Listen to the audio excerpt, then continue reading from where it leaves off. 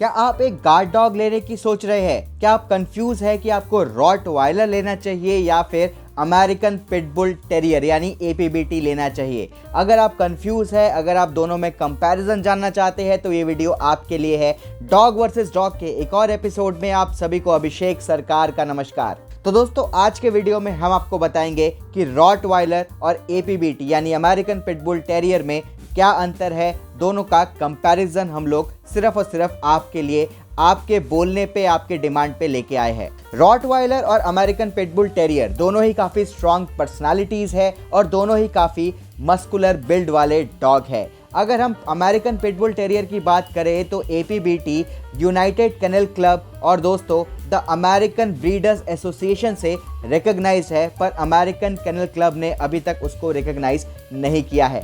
American pitbull terrier को British bull and terrier dogs का descendants माना जाता है, यानी उनके वंशज माने जाते हैं American pitbull terrier. American pitbull terrier को इंग्लैंड में डॉग फाइटिंग और दोस्तों बुल बेटिंग के लिए यूज़ किया जाता था, पर दोस्तों उसको उसके बाद अमेरिका में लेके आया गया और अमेरिका में as a farm dog, as a loyal companion और दोस्तों उसको एज अ नैनी डॉग भी यूज़ किया जाने लगा। इसके बाद अगर रॉटवाइलर्स की बात करें तो दोस्तों रॉटवाइलर्स को यूनाइटेड केनल क्लब और अमेरिकन केनल क्लब दोनों ने ही रिकॉग्नाइज कर रखा है। और दोस्तों रॉटवाइलर्स को दुनिया का one of the oldest dog breeds माना जाता है। रोमन टाइम से इनके जो वंशज है वो चलते हुए आए जा रहे हैं। अगर दोस्तों रॉटवाइलर का इतिहास जानना है तो डिस्क्रिप्शन में मैं लिंक दे दूंगा, वहां से आप रॉटवाइलर्स का पूरा इतिहास जान सकते हैं। अब बात करते हैं इन दोनों डॉग्स के साइज की। जो अमेरिकन पिटबुल टेरियर है वो मीडियम साइज डॉग ब्रीड होता है और जो रॉटवाइलर्स है वो लार्ज साइज डॉग ब्रीड होता है। यानी कि दोस्तों रॉटवाइलर को अपने घर में रखने के लिए आपको ज़्यादा स्पेस चाहिए होगा, रॉटवाइलर को ज़्यादा एक्सरसाइज चाहिए होगा और ज़्यादा खाना भी चाहिए होगा। अगर आप छोटे अपार्टमेंट में रहते हैं या फिर 1 BHK 2 BHK फ्लैट में रहते हैं तो रॉटवाइलर आपके लिए सही ब्रीड नहीं होगा। आपको एपीबीटी की तरफ जाना चाहिए क्योंकि वो मीडियम साइज डॉग ब्रीड है, रॉटवाइलर से बहुत छोटा डॉग ब्रीड है। अगर हम दोनों डॉग ब्रीड्स के वेट की बात करें तो जो अमेरिकन पिटबुल टेरियर है उनका जो एवरेज वेट होता है वो होता है करीब करीब 18 किलो से लेके 27 किलो तक, और रॉटवाइलर्स की अगर वेट की बात करें तो इनका वेट होता है 41 किलो से लेके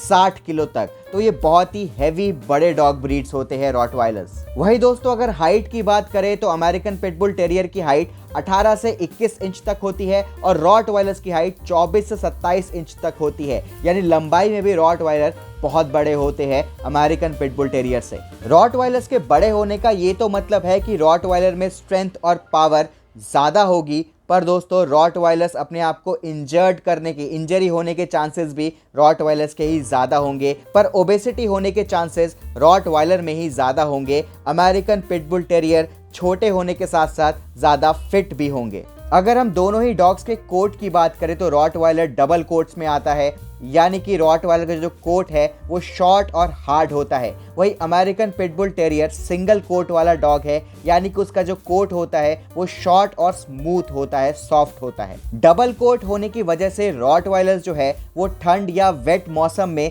काफ़ी अच्छे से एडजस्ट कर लेता है, पर ग्रूमिंग की भी ज़्यादा नीड होती है रॉटवाइलर को अमेरिकन पिटबुल टेरियर से। कलर्स की बात करें तो रॉटवाइलर्स ब्लैक एंड टैन में पाया जाता है और अमेरिकन पिटबुल टेरियर के बहुत सारे कलर्स हो सकते हैं। अगर दोस्तों दोनों ही डॉग्स के टेम्परामेंट की बात करें तो दोनों ही डॉग्स काफ़ी सिमिलर डॉग ब्रीड है। जैसे कि दोनों ही डॉग ब्रीड काम है, कॉन्फिडेंट है, लॉयल है, डिवोटेड है, इंटेलिजेंट है, हार्ड वर्किंग भी है, अडाप्टेबल भी है, एनर्जेटिक भी है और दोस्तों आपको प्लीज़ करने के लिए, आपको पटाने के लिए हमेशा तैयार रहते हैं। पर डिफरेंस ये है कि जो रॉटवाइलर है वो स्ट्रेंजर्स को देख के या फिर अपनी टेरिटरी में ज़्यादा प्रोटेक्टिव और ज़्यादा गार्डिंग इंस्टिंक्ट दिखाता है। वही अमेरिकन पिटबुल टेरियर कुछ ज़्यादा ही फ्रेंडली हो जाता है, कुछ ज़्यादा ही फ्रेंडली है। एपीबीटी जो हम न्यूज़ में सुनते रहते हैं, खतरनाक कुत्ता ये सब नहीं होता, एपीबीटी ज़्यादा फ्रेंडली होता है। इसके अलावा दोनों ही डॉग को बचपन से ही सोशलाइजेशन और बेहतर ट्रेनिंग की ज़रूरत होती है, क्योंकि आप ये नहीं चाहते कि इन दोनों में से कोई भी बड़े होके एग्रेसिव डॉग ब्रीड बन जाए, एग्रेसिव डॉग बन जाए। और दोस्तों इनको हमेशा एक्टिविटी कराती रहनी पड़ती है ताकि ये दोनों ही डॉग बोर ना हो जाए, क्योंकि इन दोनों में ही बहुत एनर्जी होती है और उस एनर्जी को निकालना बहुत ज़रूरी है। अगर हम ट्रेनेबिलिटी की बात करें तो रॉटवाइलर को ट्रेन करना ज़्यादा इजी है अमेरिकन पिटबुल टेरियर से, क्योंकि रॉटवाइलर ज़्यादा ओबीडियंट है और एपीबीटी थोड़ा ज़्यादा प्लेफुल है। कभी कभार वो थोड़ा डिस्ट्रैक्ट भी हो सकता है एपीबीटी, वो आपकी बात खेलने कूदने में कभी ना भी सुने, ऐसा हो सकता है। पर जो रॉटवाइलर होता है वो काफ़ी ओबीडियंट और काफ़ी फोकस्ड होता है, उसको ट्रेन करना ज़्यादा आसान है। पर दोस्तों दोनों ही डॉग ब्रीड को, जैसे कि मैंने बोला कि स्टार्टिंग से ही, बचपन से ही ट्रेनिंग की बहुत ज़्यादा ज़रूरत होती है। वही दोस्तों अगर एक्सरसाइज नीड्स की बात करें तो दोनों ही डॉग काफ़ी एनर्जेटिक होते हैं, इसलिए दोनों ही डॉग को काफ़ी एक्सरसाइज की ज़रूरत होती है अगर आप उनको खुश रखना चाहते हो तो, वरना वो घर में पड़े पड़े बोर हो जाएंगे और उनकी सारी एनर्जी अंदर ही रह जाएगी, जिसकी वजह से वो घर में चीज़ें काटना वगैरह स्टार्ट कर देंगे, आपका नुकसान करना स्टार्ट कर देंगे। अगर आप नहीं चाहते कि वो आपका नुकसान करे तो उनको घुमाइए फिराइए, खिलाइए, टग ऑफ वॉर खेलिए, स्विमिंग कीजिए, फ्रिस्बी खेलिए, बॉल से खेलिए, कुछ भी करिए, उनको एक्टिविटी कराते रहिए। वरना अगर उनका एनर्जी अंदर ही रह गया तो इसकी वजह से वो फ्रस्ट्रेटेड भी हो सकते हैं और कभी कभार एग्रेसिव भी हो सकते हैं। अगर दोस्तों मैं ग्रूमिंग की बात करूं तो दोनों ही डॉग काफ़ी लो मेंटेनेंस डॉग ब्रीड है, दोनों को ही उतनी ज़्यादा ब्रशिंग वगैरह की ज़रूरत नहीं पड़ती। पर जो रॉटवाइलर है वो कंपैरेटिवली एपीबीटी से ज़्यादा शेड करता है, क्योंकि उसके बाल एपीबीटी से थोड़े बड़े होते हैं, जिसकी वजह से उसका शेडिंग होने का चांसेस ज़्यादा होता है, तो उसको ब्रश की भी एपीबीटी से ज़्यादा नीड होती है। वैसे कंपैरेटिवली बाकी जो डॉग्स होते हैं उनसे इन दोनों को कम ही ज़रूरत होती है ग्रूमिंग की। हेल्थ इश्यूज़ दोस्तों दोनों को सेम ही आ सकते हैं, हिप डिस्प्लेसिया वगैरह दोनों को ही हो सकते हैं। रॉटवाइलर थोड़े बड़े डॉग है तो हिप डिस्प्लेसिया हो गया, ओबेसिटी हो गया, इन सब की दिक्कत रॉटवाइलर में थोड़ी ज़्यादा हो सकती है। तो रॉटवाइलर और पिटबुल दोनों को ही रेगुलर वेट के पास दिखाना ज़रूरी है, रॉटवाइलर को थोड़ा ज़्यादा दिखाना ज़रूरी है।